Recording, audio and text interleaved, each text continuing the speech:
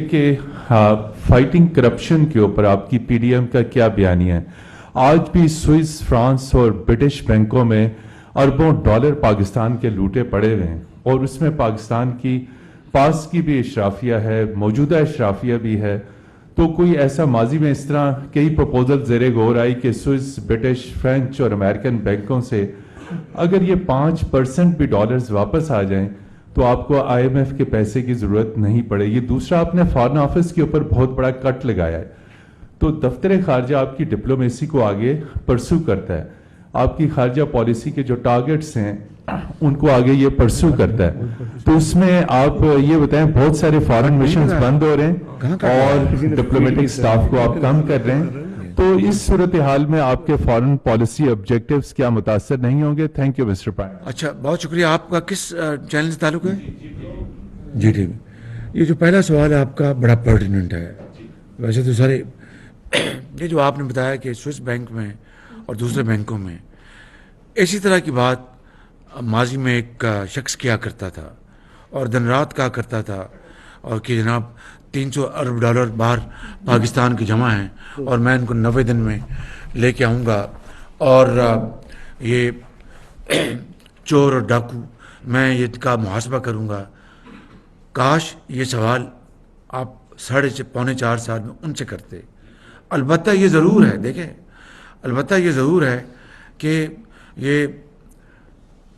یہ نظام ہے قدرت کا. وہ انگریزی میں کہتے ہیں کہ what goes around comes around. اب وہ جو ووٹن کرکٹ کلب میں ایک رفاہی ادارے کے لیے پیسہ جمع کیا گیا تھا، وہ انہوں نے اپنی جیبوں میں ڈال لیا.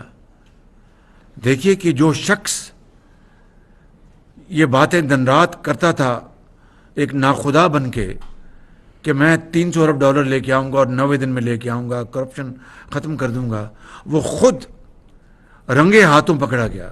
صرف یہی نہیں، وہ جو گھڑی تھی میں آپ کو آج مزید اس میں اضافہ کر میں بات پرانی دہرا نہیں رہا، اس میں اضافہ کر رہا ہوں کہ وہ جو گھڑی تھی جو خانہ کعبہ کے ماڈل کی، اس کو جس بے دردی سے اس کو بیچا گیا، میں سمجھتا ہوں کہ کروڑوں پاکستانیوں کی اس نے توہین کی.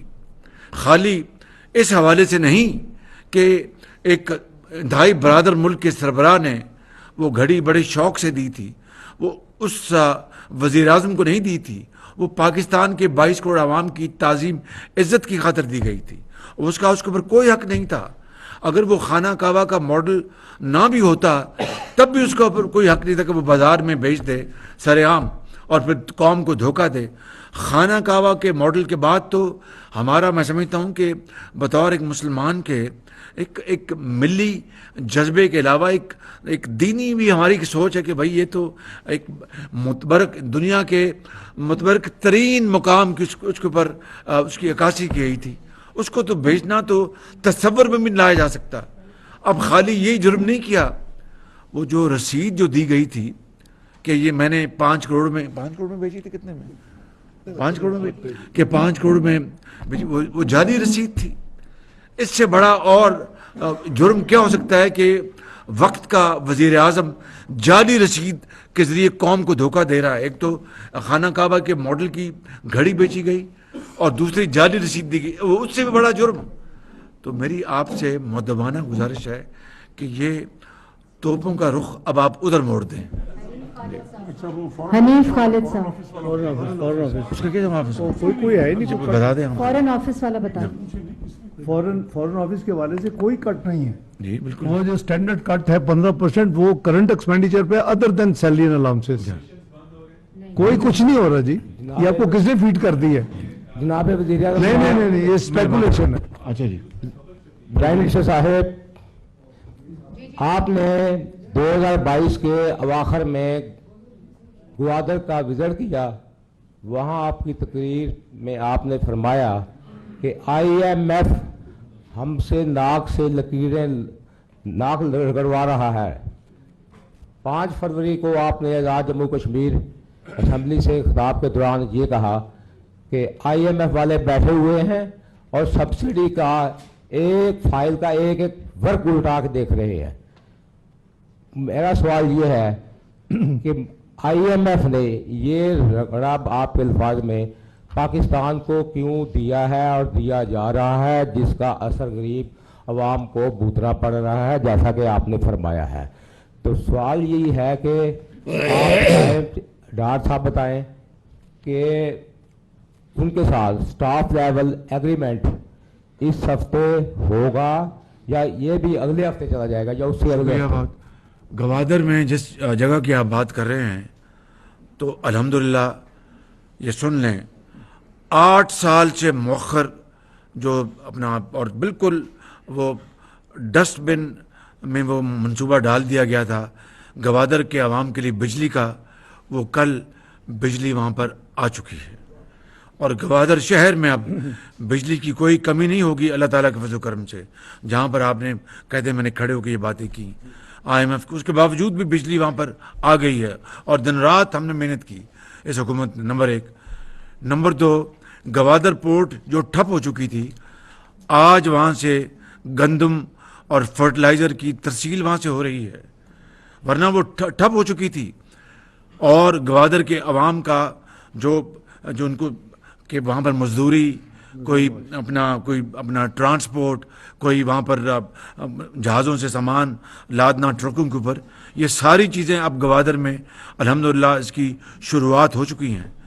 نمبر 3، آپ کو پتہ ہے گوادر پورٹ کے اوپر اتنی بے رخی کی گئی ماضی کی حکومت میں، اس کی ڈریجنگ نہیں ہوئی جس سے کہ وہاں پر جو بڑے جہاز تھے آنا وہ نہیں آ سکتے تھے، اس کی جو ڈیپتھ تھی وہ کم ہو گئی. آج الحمدللہ وہاں پر ڈریجنگ شروع ہے تاکہ بڑے جہاز وہاں پر آئے جا سکیں. تو آئی ایم ایف کا اپنا ایک ہے، لیکن انشاءاللہ جو ہماری مقدور میں ہے، ہماری ہمت ہے، وہ انشاءاللہ ہم یہ کام کرتے رہیں گے. جی نیکسٹ سوال. شاکر جی، شاکر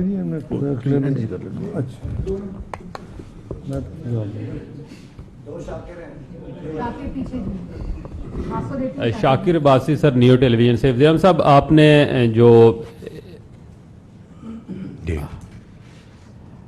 جو فرمایا کہ ایسٹرالٹی مہم میں جو کٹ لگے گا پاکستان کے دنیا بھر میں جو فارن مشن پھیلے ہیں کیا یہ ان پہ بھی لاگو ہوگا؟ اور دوسرا آپ کے وزیر جو خارجہ ہیں وہ تو پاکستان کے دورے پہ کم ہی تشریف لاتے ہیں، تو یہ جو آپ نے یہ بیرونی دوروں کے حوالے سے کہا ہے کہ یہ ان کی مشاورت سے کیا ہے، ان کو بھی بتایا یا یہ کٹ ان پہ لاگو نہیں ہوگا؟ آفیسرز کا لکھا ہے. بتا دیں یہ جو آج میں نے آپ کے سامنے پیش کیا ہے یہ ہماری حکومت، پوری حکومت شامل ہے اس میں بھائی. جی اگلی بات آپ بتا دیں. جو آفیسرز کے اوپر آبلیگیٹری جو ہے صرف اس پہ وہ جا سکیں گے. یہ جو تفصیل وزیر اعظم صاحب نے آپ کو شیئر کی ہے اس کے اوپر نہ تو کوئی فارن مشن میں کوئی کٹ ہے، نہ ہی اس کے کوئی اخراجات میں کوئی کمی کی جا رہی ہے. تو وہ میرا خیال ہے کوئی کنفیوژن ہے، کچھ نیوز چھپی ہیں جو کہ اس کے برعکس کچھ چینجز ہیں جو آج آپ کو تفصیل وزیر اعظم نے شیئر کی جو کابینہ نے منظور کی ہے. تو یہ تو ویسے ایجنڈے میں بھی نہیں تھا. مجھے نہیں سمجھ آئی کہ وہ چیزیں کیسے یا کیسے پرسیو کی گئی ہیں. وہ ہے ہی نہیں ہے کوئی ایسی بات. صاحب جی. اور آج میں یہ کہہ سکتا ہوں کہ ہماری ایک آنریبل منسٹر نے یہ بات بتائی کہ اور یہ بات اس کو اپنا شعوری طور پر آگے پھیلانے میں کوئی حرج نہیں ہے. یہ اچھی بات ہے. قوم کو اس کو پتہ چلنا چاہیے کہ جو فارن منسٹر ہیں انہی کی پارٹی کے ایک منسٹر نے آج بتایا کابینہ میں کہ فارن منسٹر اپنے اخراجات خود برداشت کرتے ہیں. جی